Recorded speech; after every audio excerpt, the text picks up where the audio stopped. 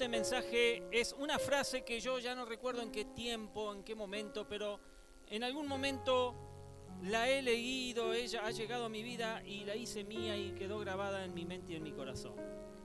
Y esta frase es: la mejor venganza es el perdón. Vamos a poner y vamos a ver a lo largo de este mensaje un poco todo lo que le pasó a José. José es uno de los personajes bíblicos que a mí más me tocan el corazón, porque este joven, la verdad que la pasó mal. Parecía que nada le salía bien, que cuando parece que iba a repuntar, le aparecía algo más grande, iba cada vez de mal en peor. Pero sabe, como cantábamos hoy, Dios tiene el control. Y ese control estuvo sobre José, y hubo un plan sobre José y sobre su vida. Vamos a poner Génesis capítulo 50, verso 15. Este capítulo 50 es el último capítulo del libro de Génesis, en donde cuenta al final la muerte de José. Allí termina el libro de Génesis. Pero estos versículos antes, del verso 15 al 21, es cuando realmente, después de que fallece su padre, los hermanos dicen: bueno, ahora sí, estamos fritos. Verso 15 dice: al reflexionar sobre la muerte de su padre, los hermanos de José concluyeron: tal vez José nos guarde rencor y ahora quiera vengarse de todo el mal que le hicimos. Por eso le mandaron a decir: antes de morir tu padre dejó estas instrucciones. Díganle a José que perdone por favor la terrible maldad y el pecado que sus hermanos cometieron contra él. Así que por favor, perdona la maldad de los siervos del Dios de tu padre. Cuando José escuchó estas palabras, se echó a llorar. Luego sus hermanos se presentaron ante José y se inclinaron delante de él y dijeron: aquí nos tienes, somos tus esclavos. No tengan miedo, le contestó José. ¿Puedo acaso tomar el lugar de Dios? Es verdad que ustedes pensaron hacerme mal, pero Dios transformó ese mal en bien para lograr lo que hoy estamos viendo: salvar la vida de mucha gente. Así que no tengan miedo, yo cuidaré de ustedes y de sus hijos. Y de ese modo José los consoló, pues les habló al corazón. Como ya dije, el título de este mensaje parece ser una contradicción, pues lo último que hay en la venganza o en el vengador es el perdón, y mucho menos el amor. La venganza se lleva adelante por los celos, se lleva adelante por odios, por pasiones del corazón, y a veces es difícil persuadir, porque el vengador está cegado por la herida que la ofensa le produjo. Pero, ¿cómo reencontrar nuestro lado más humano cuando la vida nos puede arrastrar a la envidia? El mundo a veces nos arrastra a la perversión, a la indiferencia y hasta a la insensibilidad. ¿Puede un corazón que ha sido ofendido, que ha sido herido y hasta vendido, como lo fue el de José, perdonar a los que nos hacen mal? La historia de José nos dice que sí, que se puede perdonar. La vida de José, el anteúltimo hijo de Jacob, porque luego le nace Benjamín, nos ayuda a ver ese lado humano, cuando pensamos que el perdón no es posible. Pues la historia de José, antes de llegar a este capítulo 50, que ya es el final de sus días, toda su historia está llena de odios, envidias, celos, menosprecios. José tuvo todas las razones para vivir amargado y con la sensación de venganza. Aquel joven era un buen candidato, diríamos hoy, propenso a suicidarse, porque mientras él se portó bien, mientras fue obediente, y él amó a sus hermanos, al final lo que recibió fue un total rechazo. José nos muestra cómo las cosas malas trabajan para las cosas buenas. Por otro lado, esta historia revela el atributo de la providencia de Dios, uno de los atributos menos comprendidos que a veces tenemos nosotros de Dios, porque esto significa que Dios va a cumplir sus propios fines, sin importar cuál sea la intención de la gente. Sea esta buena o sea esta mala, Dios va a cumplir sus planes, sus fines. A Dios nadie le estropeará sus propios planes. A Dios nadie le podrá torcer el brazo. Ahora José ya no es un joven esclavo en el capítulo 50. Pero para sorpresa de los 11 hermanos, José ahora es el primer ministro de Egipto. Ahora es el hombre más poderoso después del faraón. Era el segundo en la cadena de mando. Ahora José está frente a aquellos quienes le han hecho mucho daño desde una perspectiva humana. Sin embargo, la situación se ha revertido. Y José tiene el poder, José tiene toda la autoridad, si él quiere, de cortarles la cabeza a todos. Pero cuando el silencio ante ellos se rompe, ya no hay enojo, no hay castigo. Al contrario, ahora hay un lloro, y ese lloro viene de José. ¿Por qué? Porque se ha cumplido entre ellos lo que leímos en el verso 20, que dice: es verdad que ustedes pensaron hacerme mal, y lo hicieron, por supuesto. No solamente lo pensaron, lo llevaron a cabo, pero Dios transformó ese mal en bien para lograr lo que hoy estamos viendo: salvar la vida de mucha gente. Porque el hambre, mi hermano, iba a acabar con la humanidad. En concreto, ese era el plan de Dios: que José pasara por todas las tribulaciones que pasó para llegar a donde estaba, y comenzando por su familia, salvar al resto. Después de esta introducción, entonces, quiero que veamos qué revela esta historia, haciendo un recorrido por aquello que padeció José. Y lo primero que podemos ver es que José fue odiado por ser obediente. Uno como cristiano intenta todos los días ser obediente. Y muchas veces, mi hermano, mi hermana, esa obediencia a Dios hace de que los hombres nos confronten y que lleguemos a ser odiados muchas veces por aquellos que no entienden por qué obedecemos a quien no vemos. El hogar de José era un hogar disfuncional. Y a pesar de eso, José era un buen hijo. En Génesis 37, del 2 al 4, leemos, dice: esta es la historia de Jacob y su familia. Cuando José tenía 17 años, un adolescente, apacentaba el rebaño junto a sus hermanos, los hijos de Bilhá y de Zilpá, que eran mujeres de su padre. El joven José solía informar a su padre de la mala fama que tenían estos hermanos suyos. Israel amaba a José más que a sus otros hijos, porque lo había tenido en su vejez. Por eso mandó que le confeccionaran una túnica muy elegante, y viendo a sus hermanos que su padre amaba más a José que a ellos, comenzaron a odiarlo y ni siquiera lo saludaban. Ahora, veamos un poquito qué es un hogar disfuncional. ¿Saben lo que es un hogar disfuncional? Porque muchas veces usamos las palabras y no tenemos el concepto de lo que significa. Un hogar disfuncional es una familia en la que los conflictos, la mala conducta, a veces el abuso por parte de los miembros individuales, se produce continua y regularmente, lo que lleva a otros miembros a acomodarse a tales acciones.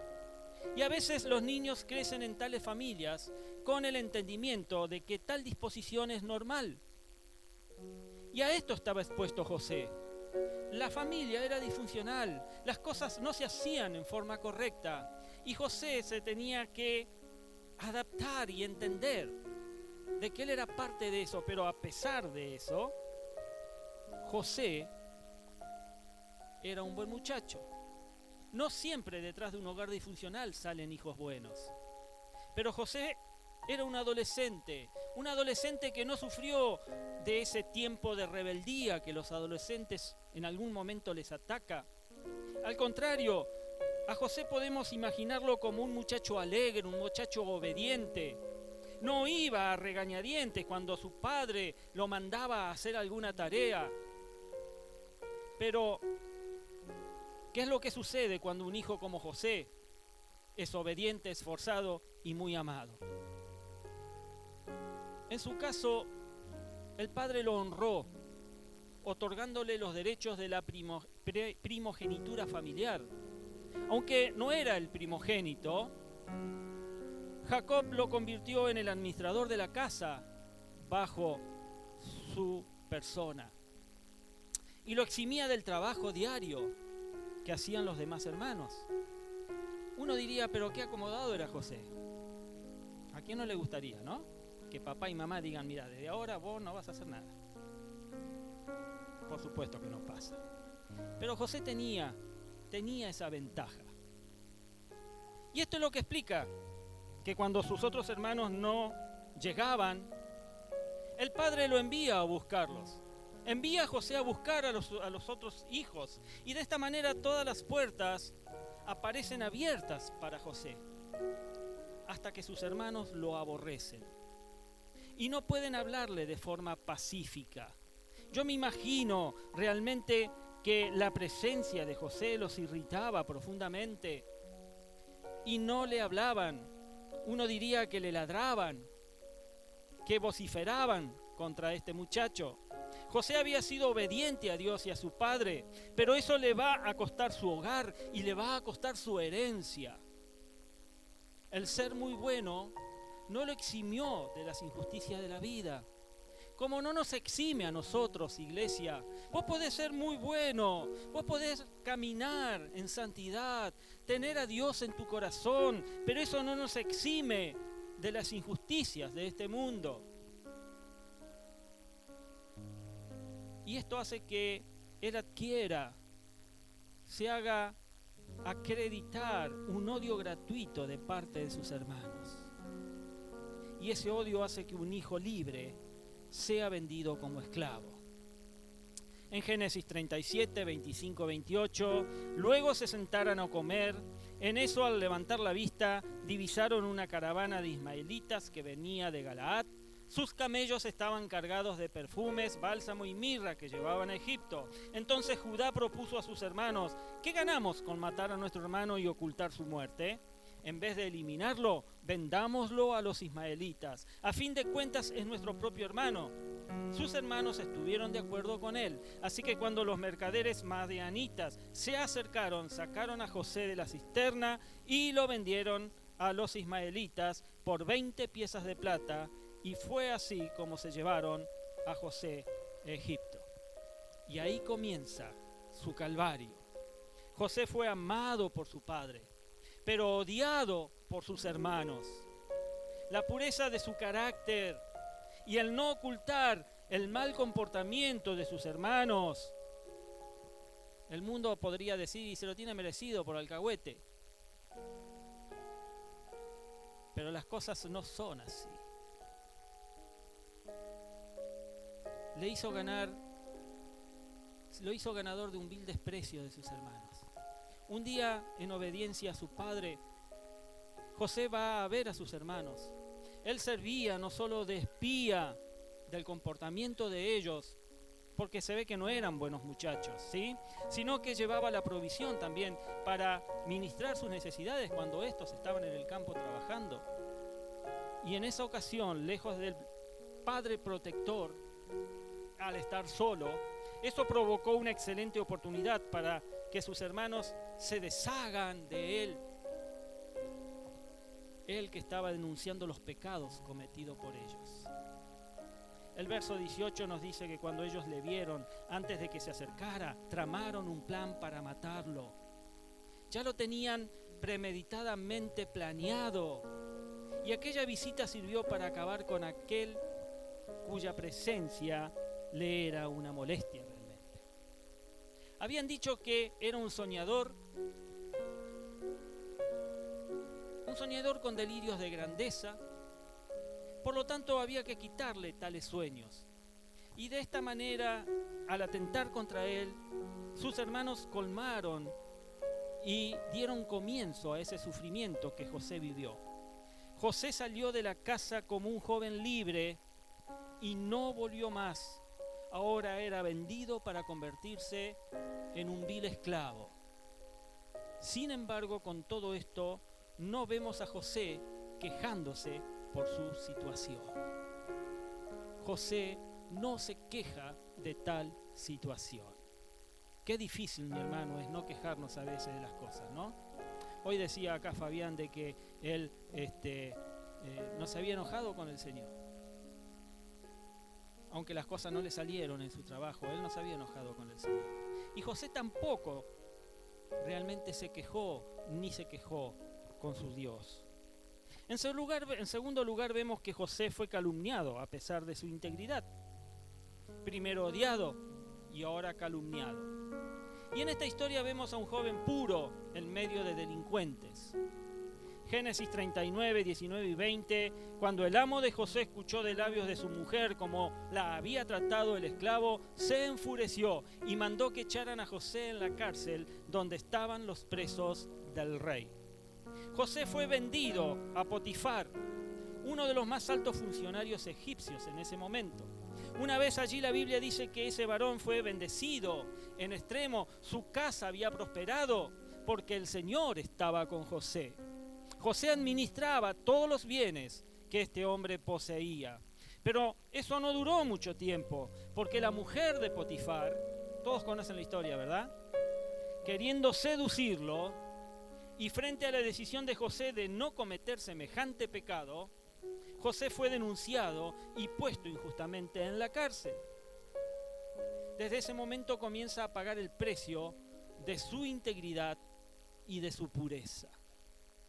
Sin embargo, la actitud de José sobre cómo enfrentó toda esta prueba, vendido por sus hermanos y ahora preso por una falsa acusación, es digna de ser mencionada, mi amada iglesia, porque otra vez en todo esto José no protestó, no hubo quejas, José no renegó de su condición. Él fue como una oveja muda en medio de sus trasquiladores, sufrió en silencio. En esto lo vemos como una figura de Cristo, sufriendo injustamente. Ahora, a José lo vemos en la cárcel pagando una condena que iba a durar 2 años.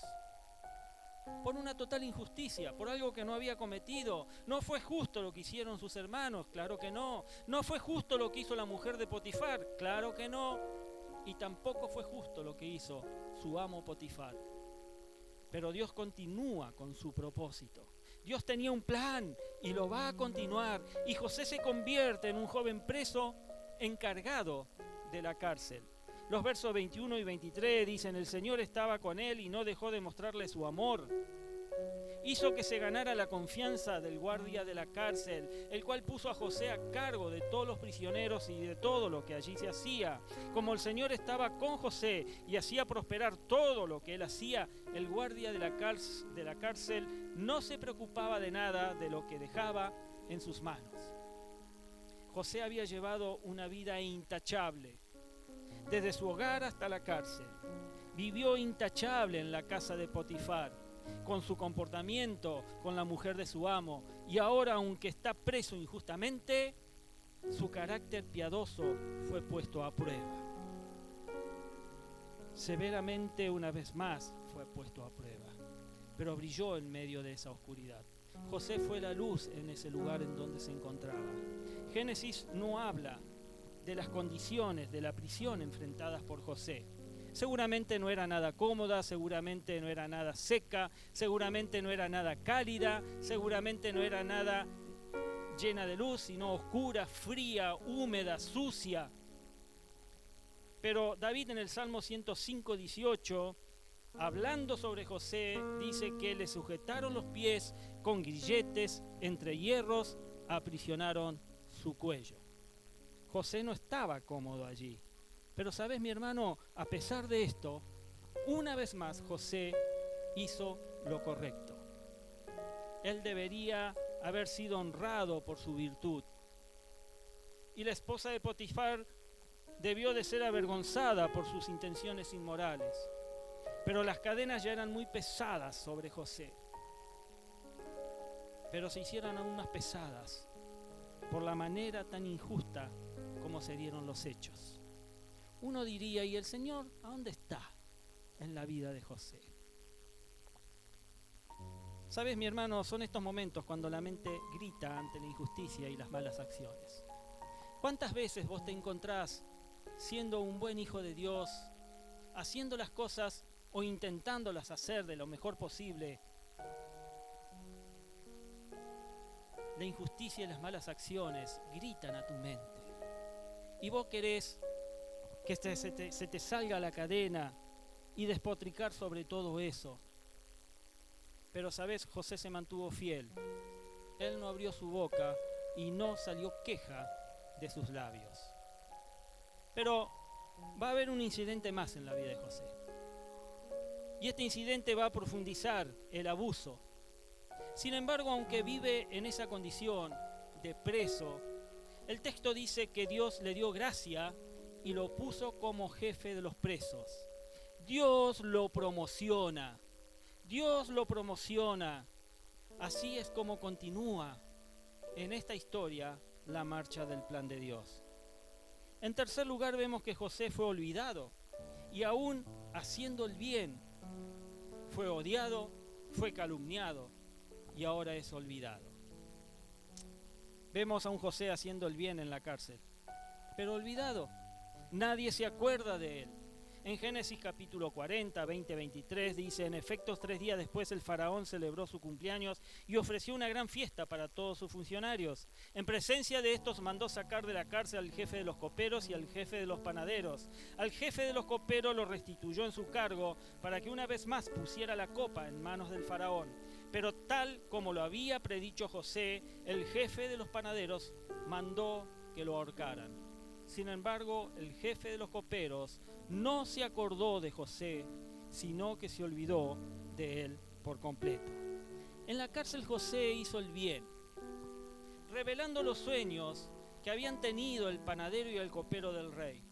El jefe de los coperos fue el primero y contó su insólito sueño a José, los cuales José interpretó. Y el resultado de estos sueños fue que dentro de 3 días el copero real sería restaurado al servicio del rey, mientras que el panadero iba a ser ahorcado. Y antes que ellos salieran de la cárcel, José hizo su súplica a estos hombres, a los dos. Les dijo que mencionaran su nombre ante el faraón para salir de aquella oscura habitación en la que se encontraba. El texto no dice que José vivió allí 2 años preso, simplemente porque ni el panadero ni el copero intercedieron delante del faraón. Y de esta manera, y según Génesis 40, 21, 23, como acabamos de leer, el faraón restableció al jefe de los coperos en su puesto y mandó a ahorcar al panadero. Correctamente habían sido interpretados los sueños por José. Y cuando José esperaba oír noticias de su condición, pensando que alguno de ellos iba a hablar al faraón, simplemente se olvidaron. Se olvidaron y José siguió esperando el indulto presidencial. Pero a pesar de todo esto, mi amada iglesia, José continuó soportando todo ese sufrimiento sin perder la fe. Y sobre esto, el escritor Meyer, que es un comentarista de la Biblia, hace una serie de preguntas. Esas preguntas que descarnan esos momentos por los que José le tocó vivir. Y que quizás si nosotros estuviéramos en algo parecido, en algo similar, no las haríamos también. Y estas preguntas dicen: ¿tiene alguna utilidad ser bueno? ¿Te has preguntado, iglesia, si tiene utilidad ser bueno? Porque a veces parece de que no. Uno es bueno y lo toman por tonto. Otra pregunta puede ser, ¿podría haber algo de verdad en lo que mi padre me enseñó acerca de que el bien llega a los buenos y el mal a los malos? ¿Que cada uno va a tener su juicio? ¿Hay algún Dios que juzgue con justicia en la tierra? Son preguntas que uno se puede hacer y son preguntas válidas. Porque una cosa es experimentar una tragedia repentina, como la pérdida de un hijo o el descubrimiento de alguna enfermedad,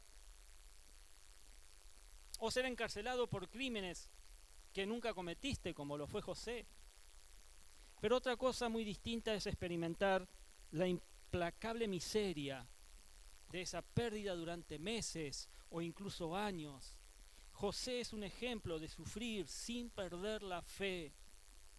¿Él se pudo haber hecho estas preguntas?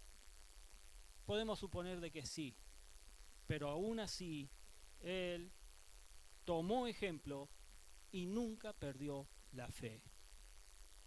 En cuarto y último lugar, vemos que José fue exaltado al final por mantenerse fiel.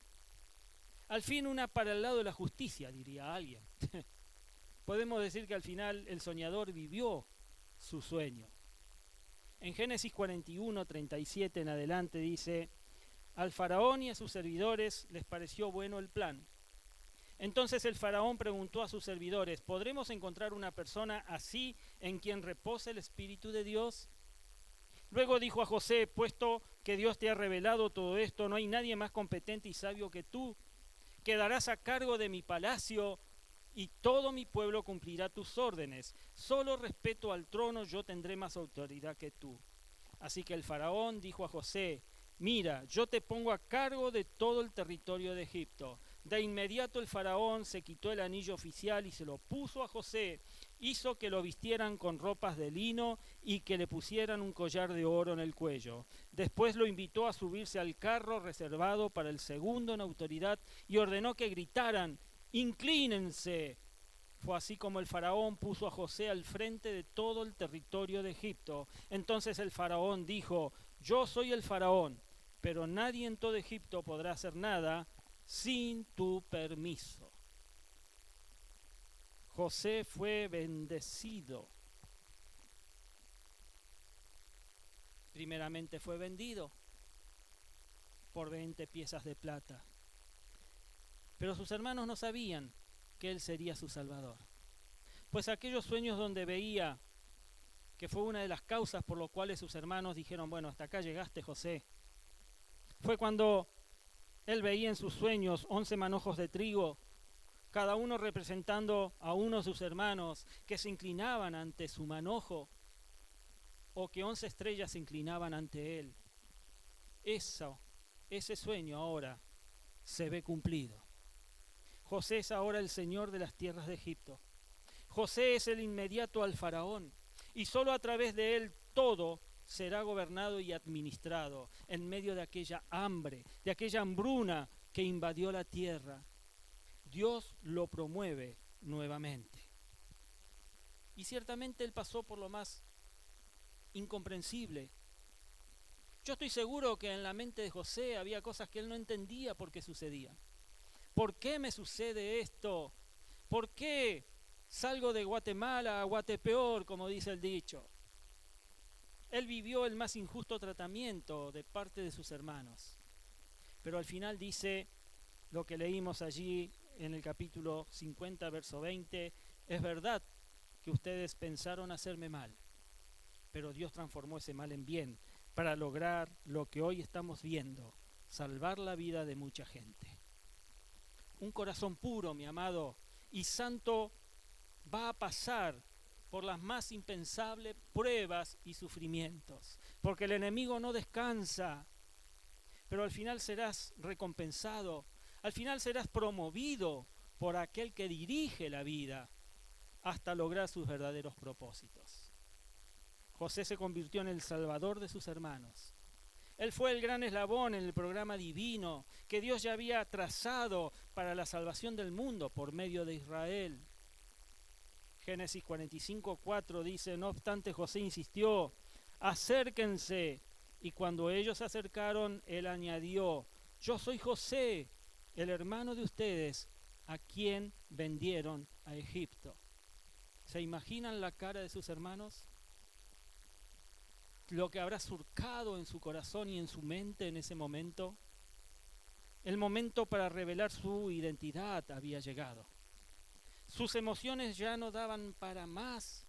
El texto se usa para hablar de la explosión del llanto de José, es por demás elocuente. El verso 2 de ese capítulo dice que comenzó a llorar tan fuerte que los egipcios se enteraron y la noticia llegó hasta la casa del faraón.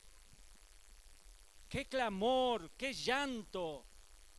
Sus hermanos le habían producido mucho dolor, por supuesto, pero en lugar de vengarse con odio y coraje, se venga de ellos con un profundo amor y gran perdón.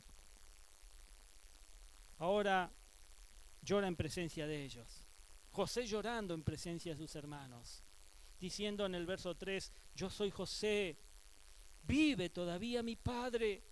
Pero ellos estaban tan pasmados que no atinaban a contestarle, estaban atontados por la noticia y el descubrimiento que habían hecho. Más adelante José dice estas palabras en el verso 5, pero ahora por favor no se aflijan más, ni se reprochen el haberme vendido, pues en realidad fue Dios quien me mandó delante de ustedes para salvar vidas. Allí se revela el plan de Dios sobre la vida de José. ¿No fue esta la misma actitud de Cristo? Claro que sí.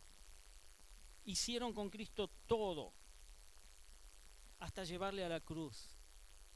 Y desde allí dijo Cristo estas palabras: perdónales porque no saben lo que hacen.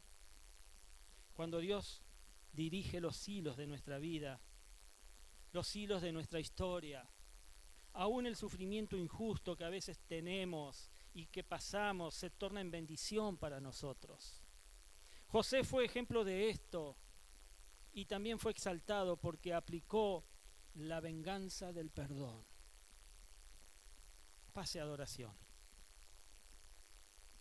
A modo de conclusión, amada iglesia, la historia del sufrimiento en la vida de José comenzó allí, en el capítulo 37 del Génesis, en donde sus hermanos traman matarlo, pero ahora vemos la diferencia con las palabras del capítulo 50, en el verso 19 al 21, en donde el plan de Dios es una realidad de salvación en la vida de José y de su pueblo.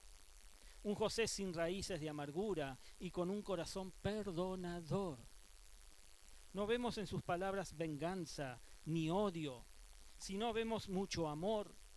José trató a sus hermanos con misericordia, los trata con un favor inmerecido. Pero la pregunta es esta: ¿cómo puede el amor, la misericordia y la gracia cultivada en el corazón mantenerse después de haber sido tratado de manera tan injusta? ¿Cómo surge el perdón de un corazón que ha sido tratado con tanta falta de amor? A veces nosotros no queremos perdonar por sonceras, porque no nos gustó lo que nos dijo, porque no me gustó cómo me miró, porque no me saludó.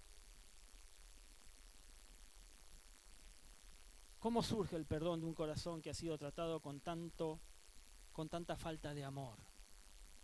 La única explicación es que cuando ese corazón decide vengarse, aplicando el perdón y deja la venganza a Dios. Porque Él dijo: no tomen venganza, queridos hermanos, sino dejen el castigo en las manos de Dios, porque está escrito: mía es la venganza, yo pagaré, dice el Señor. Amén.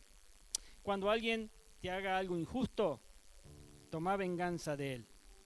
¿Pero cómo? ¿Cómo lo tenés que hacer? Pues amándolo, perdonándolo, como Cristo nos perdonó a nosotros también.